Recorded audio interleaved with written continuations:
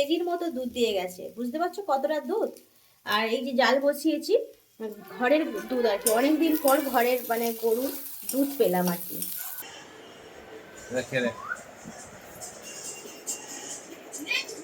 কেমন আছে? নমস্কার বন্ধুরা, সবাই কেমন আছো? আশা করি সবাই খুবই ভালো আছো। আজ হলো মঙ্গলবার আর এখন সকাল 9:30 মতো বাজে।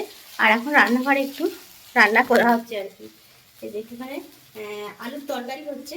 আর এটাতে ভাত নয়, একটা জিনিস দেখাচ্ছি, এটাই কি,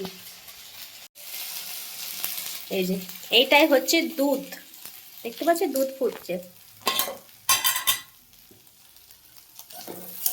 অ্যাকচুয়ালি দুধ তো আমাদের নেওয়া হয় না। আর এই দুধটা হচ্ছে, এই খানিকক্ষণ আগে আমারই এক পাড়ার জেঠু হয় আর কি, তাকে জেঠু জেঠু বলি আর কি ওনাকে। আর উনি এসে এই খানিকক্ষণ আগে দুধটুকু দিয়ে গেল।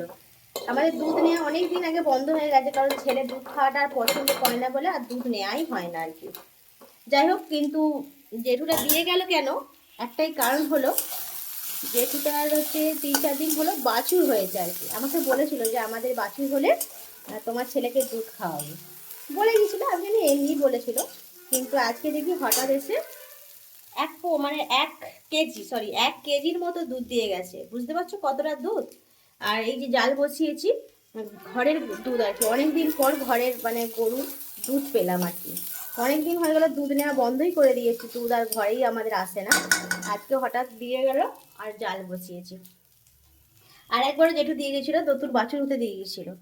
এটা আর কিছুই নয়, এটা জাস্ট একটুখানি ভালোবাসা, আর কিছুই না। এখনকার দিনের মানুষের প্রতি মানুষের যে ভালোবাসা, যে সম্পর্ক, সেটা তো দিনকে দিন নষ্ট হয়ে যাচ্ছে। কিন্তু এইটা ধরে রাখাটা খুবই কষ্টকর, মানে খুবই মুশকিল।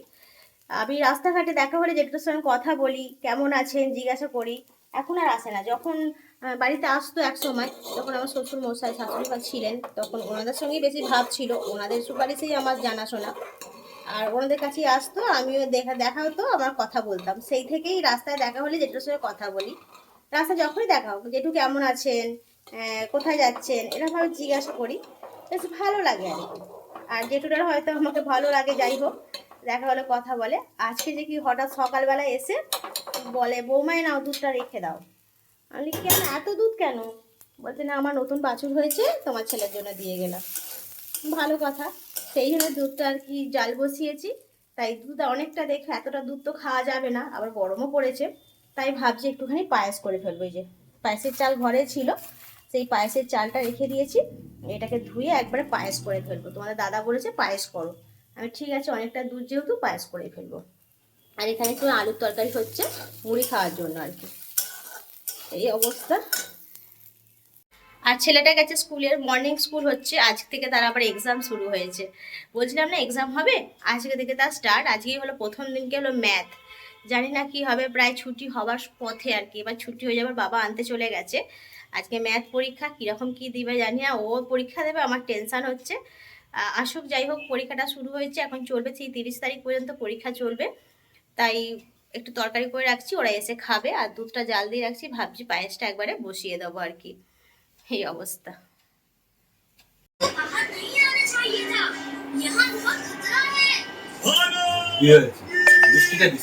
বৃষ্টি বেশি হয়ে গেছে।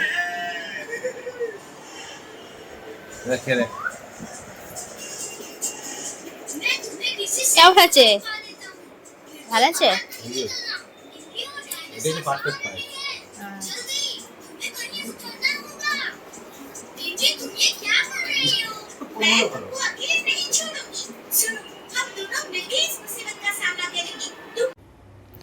সন্ধ্যের সময় তোমাদের দাদা এখন কোথা থেকে খবর নিয়ে এসছে, বন্ধুদের কাছ থেকে, কোথায় ফাংশান হবে সেখানে দেখতে যাবে। আমাকে বলছে যে আমি ফাংশান দেখতে যাবো, আমাকে একটুখানি খাবার দিয়ে দাও, খেয়ে নিয়ে চলে যায়। তখন কটা বাজে, রাত 10টার মতো বাজে। আমি, তোমার কি মাথা ফাতা খারাপ? আমরা দুজনে ঘরে একা আছি আর তুমি ফাংশান দেখতে যাবে? এই কথা বলছি। আর সেইটা নিয়ে দুজনের মধ্যে আলোচনা হচ্ছে, এবারে আমরা মা ছেলে কী করে থাকবো ঘরে। বলছে বেশিক্ষণ না, 1 ঘন্টার জন্য ফাংশান দেখে চলে আসবো।